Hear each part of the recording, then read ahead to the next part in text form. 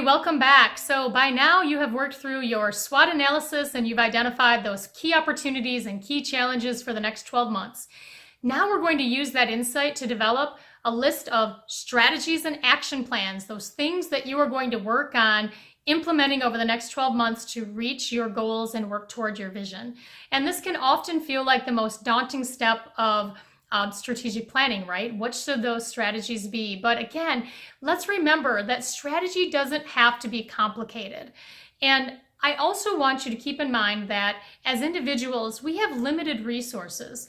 And so I really encourage you to keep that list of strategies that you're going to focus on to just 3, maybe 4 at the most strategies for the next 12 months. Because remember, this is all about being intentional and being focused. So we have to decide what our priorities are going to be in working toward that vision and that strategic goal over the next 12 months.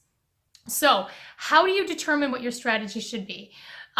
Again, when you're writing out a strategy, don't feel like you have to get terribly detailed at this time. You can keep it at a pretty high level when you're in those strategy boxes. And so as an example, one of your strategies may be that you are going to finally launch a product or a service offer over the next 12 months that you've been dreaming about, that you've been wanting to do, or maybe something that was identified out of your SWOT analysis or out of that vision work that you did over the last couple of modules. So that could be an example of one of your strategies.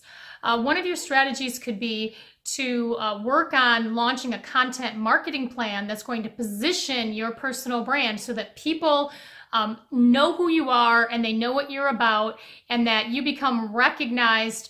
And when they have opportunities, they're going to be thinking of you and they're going to be making referrals to you. So that's potentially another strategy that you have.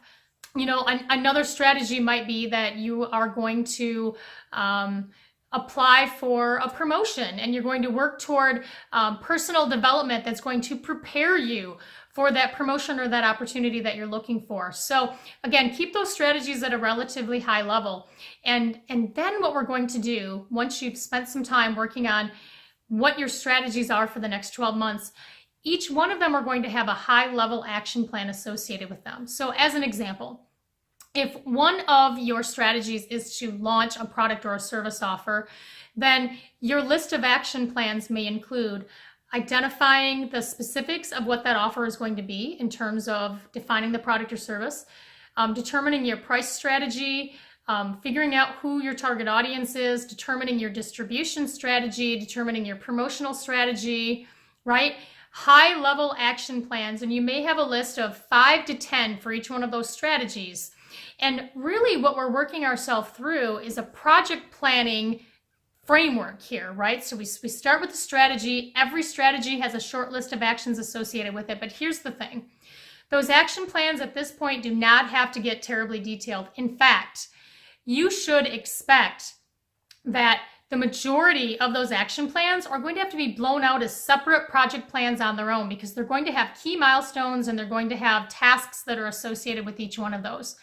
And in anticipation of that, within your playbook, I've given you a project plan template that's going to help give you that framework of designing a project plan for those more complex action plans steps that you have within each strategy. So that project plan template is there for you to use. My challenge for you today is to spend some time reflecting back on the work that you did on your personal brand development, your vision, your core values, your strategic goal, your situational analysis, and those key opportunities and challenges, and determine what those top 3 or 4 strategies, in other words, those things you are going to get focused and intentional on over the next 12 months, what are they going to be? Those go in your strategy box. And then for each one of those things, brainstorm that high-level list of actions that need to occur in order for you to be able to work through that strategy. And reassure yourself you don't have to be terribly detailed at this time, because you're going to flip that page over, and then there's a project plan template that you're going to be able to use there to blow out some of those action plans to get much more specific about all of the milestones and the tasks associated with that. Okay, so good luck on your strategy development. And when I see you next time on our coaching series, we're going to start diving into the most effective way to use the monthly management framework that's been designed for you within your playbook. Okay, talk to you soon.